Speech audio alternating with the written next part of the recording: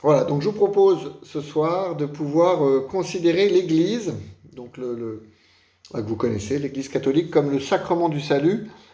C'est une expression du Concile Vatican II. Alors, euh, je vous propose eh bien d'abord d'enraciner ça dans un passage de la prière des compagnons de Saint Jean-Baptiste, comme d'habitude, hein, où nous disons « Apprends-nous à aimer et servir l'Église ». C'est peut-être l'occasion pour nous d'un peu rentrer dans un aspect de la vie de l'Église, de ce qu'est l'Église, à travers cette fameuse appellation sacrement du salut. Et donc de regarder l'Église comme ce signe qui nous renvoie au salut. Comme chaque sacrement, vous vous souvenez, nous renvoyait à la grâce qu'on recevait particulièrement. Eh bien, l'Église tout entière est celle qui nous donne cette grâce. Alors pour cela, eh bien, je vous propose quelques citations. D'abord des fondements spirituels des compagnons de Saint Jean-Baptiste, où il nous est dit « Leur communion spirituelle, celle des compagnons, est au service de la communauté paroissiale dont ils font partie en y favorisant la connaissance mutuelle des états de vie et la communion paroissiale. » Voilà, c'est que notre communion, quelque part, est au service d'une communion plus grande, qui est celle de la communauté paroissiale, qui est un petit peu la petite église toute proche de nous, là où nous habitons. Et après, je cite le catéchisme. Les 7 sacrements sont les signes et les instruments par lesquels l'Esprit Saint répand la grâce du Christ, qui est la tête dans l'Église, qui est son corps. Donc ça, c'est ce qu'on a vu. À chaque sacrement, on a vu que par un geste, par une parole, eh bien, on recevait la grâce du Christ. Et cette grâce du Christ, elle va se répandre dans l'Église, par tous les sacrements. Si vous voulez, les sacrements, c'est un peu comme les pores de la peau qui s'ouvrent pour donner eh bien, la grâce de Dieu. D'où le fait que l'on peut considérer l'Église, c'est ce qui est écrit après, en ces termes, l'Église contient donc et communique la grâce invisible qu'elle signifie. C'est-à-dire que l'Église tout entière est, on va le voir pour le monde, un sacrement, c'est-à-dire un signe, c'est-à-dire une parole, c'est-à-dire une vie qui va être pour les autres, qui va transmettre eh bien, la grâce de Dieu pour le monde. Cette grâce invisible, qu'elle signifie, c'est-à-dire une grâce que parfois le monde ne voit pas, mais la vie de l'Église elle-même est un sacrement, est un signe. Alors après, le catéchisme écrit, c'est en ce sens analogique qu'elle est appelée sacrement. Analogie, ça veut dire qu'il y a une ressemblance entre l'Église comme sacrement et les sacrements. C'est-à-dire qu'on peut, une fois qu'on a compris comment sont les sacrements, essayer de comprendre ce qu'est l'Église comme sacrement. Mais il y a aussi une différence. Bien sûr, l'Église n'est pas un sacrement comme l'est le baptême, comme l'est l'Eucharistie. Mais il y a quelque chose qui correspond à ce qu'est un sacrement dans le baptême et l'Eucharistie, qui va pouvoir nous permettre de contempler, de comprendre l'Église. C'est ce qui est dit après, au numéro 775. L'Église est, dans le Christ, en quelque sorte le sacrement, c'est-à-dire à la fois le signe et l'instrument de l'union intime avec Dieu et de l'unité de tout le genre humain. Ça, c'est une citation du Concile Vatican II. LG, c'est Lumen Gentium. C'est le texte du Concile Vatican II sur l'Église. Et qu'est-ce qui nous est dit ? Eh bien qu'un sacrement, mais ça on l'avait déjà vu ensemble, c'est un signe efficace. C'est-à-dire qu'il y a quelque chose qui est manifesté et qui va produire eh bien, une action, en l'occurrence, qui donne la grâce. Eh bien, l'Église va être le signe et l'instrument, donc un signe efficace, qui va réaliser l'union avec Dieu et puis l'union de tout le genre humain. Et ça dit la mission de l'Église. L'Église, c'est par sa vie permettre d'unir à Dieu et permettre eh bien, d'unir le genre humain. Et donc, quand on dit quel est le signe, c'est-à-dire que nous, notre mission, quelque part, et là je m'adresse à nous tous, eh bien, c'est vraiment d'être unis à Dieu et c'est vraiment de vivre dans l'unité. Sinon, eh bien, ce qu'est l'Église ne pourra pas être réalisé, si vous me suivez. D'où la suite du passage. être le sacrement de l'union intime des hommes avec Dieu, c'est là le premier but de l'Église. Parce que la communion entre les hommes s'enracine dans l'union avec Dieu, l'Église est aussi le sacrement de l'unité du genre humain. C'est-à-dire que quand l'Église est unie, elle est le signe pour le reste du genre humain, et bien que cette unité est possible. D'où une responsabilité assez importante pour nous. Et l'Église catholique répandue sur l'ensemble de la terre, et bien quelque part, elle manifeste une unité possible, ce que malheureusement et dramatiquement, on ne voit pas toujours réalisé en dehors de l'Église.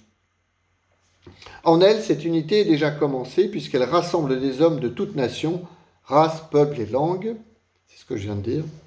En même temps, l'Église est signe et instrument de la pleine réalisation de cette unité qui doit encore venir. Quelque part, l'Église, dans son unité, manifeste à tous que c'est possible et que cette unité du genre humain, eh bien, elle peut advenir, et l'Église en est, le signe, c'est-à-dire qu'on voit que c'est possible dans l'Église, et en même temps, c'est par l'Église que cette unité va pouvoir se réaliser, notamment dans cette relation qu'on a ensemble envers Dieu qui nous unit. Et donc, c'est peut-être avec tout ça que je vous propose d'accueillir le passage de la parole de Dieu pour ce soir. C'est un passage des Actes des Apôtres, au chapitre 2, versets 41 à 47. Donc on est juste après la Pentecôte, pas juste après, mais on est dans le dynamisme de la Pentecôte. Et Saint Luc, qui est l'auteur des Actes des Apôtres, va nous décrire comment vivaient les chrétiens. Comment, quelque part, la primitive Église, la toute première Église, eh bien, vivait et était à sa façon le sacrement de l'union intime avec Dieu, de l'unité de tout le genre humain. C'est-à-dire qu'on a comme le tout début de la vie de l'Église qui va ensuite se déployer sur tout le bassin méditerranéen et partout ailleurs. Et donc, je vous invite eh bien, à écouter, à imaginer et à vous laisser peut-être attirer par un aspect de la vie de l'Église tel que ici Saint Luc l'évoque. Alors on peut imaginer Jérusalem, on peut imaginer les apôtres, et puis on nous dit 3000 personnes, c'est-à-dire déjà un petit peu de monde quand même. Écoutons. Alors ceux qui avaient accueilli la parole de Pierre furent baptisés. Ce jour-là, environ 3000 personnes se joignirent à eux. Ils étaient assidus à l'enseignement des apôtres et à la communion fraternelle, à la fraction du pain et aux prières.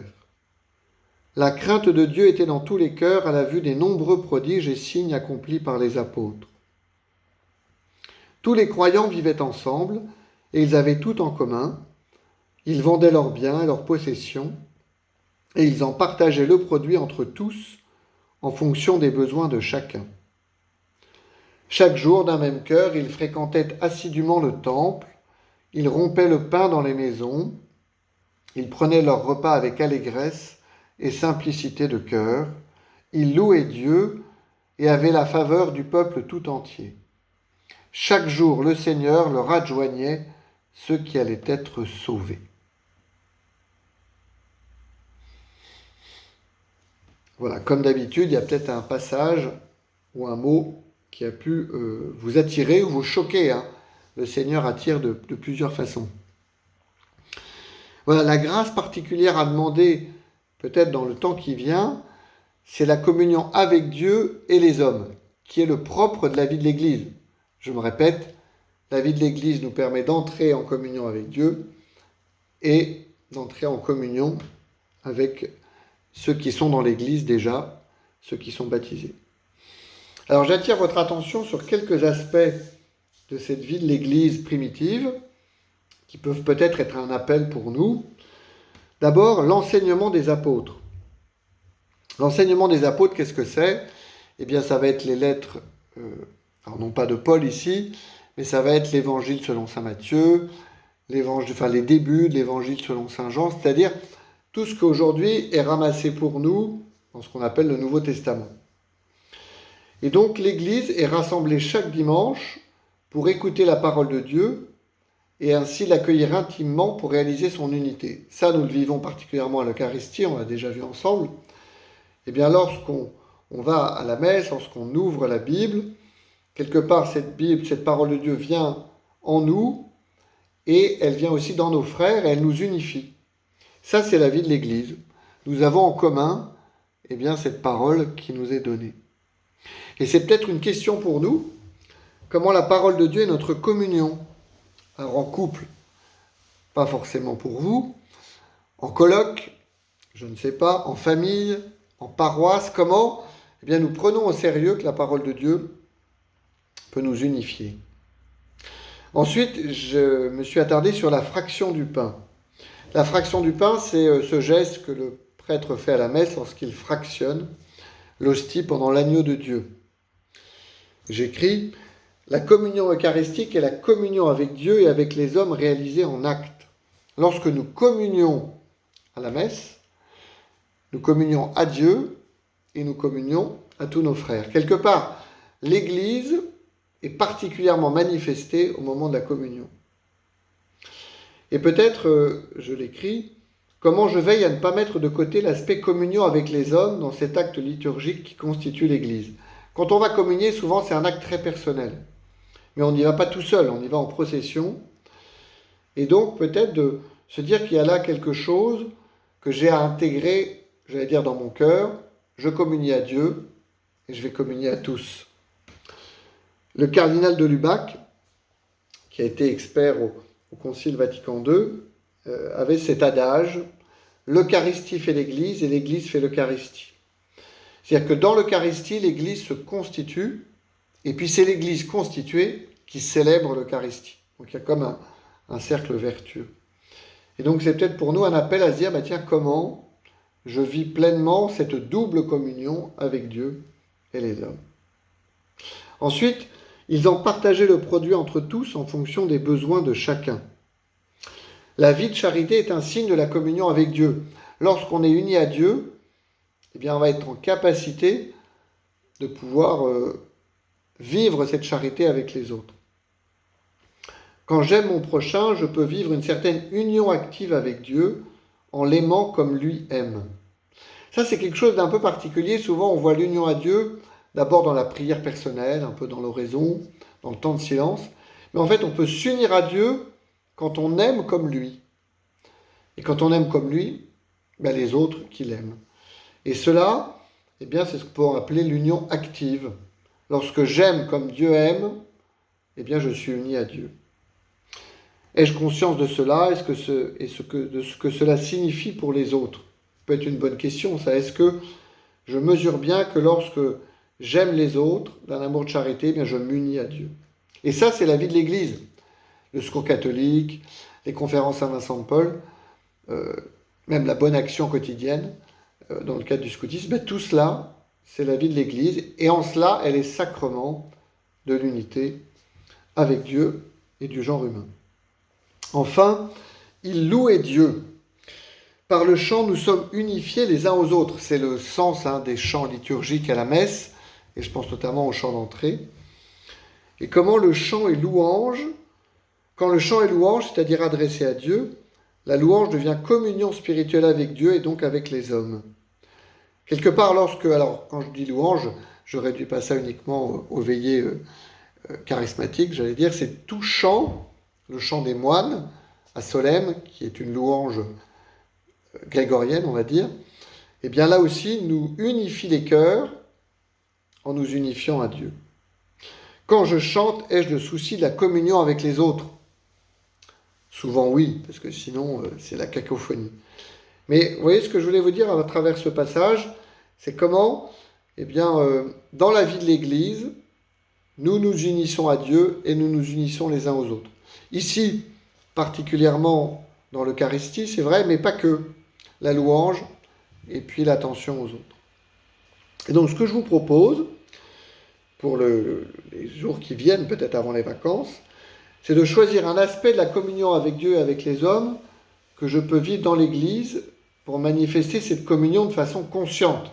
C'est-à-dire que je vais choisir soit la parole de Dieu, soit la communion, soit le partage, soit la louange, en me disant, consciemment, eh bien, quand je fais cela, je m'unis à Dieu et je m'unis aux hommes.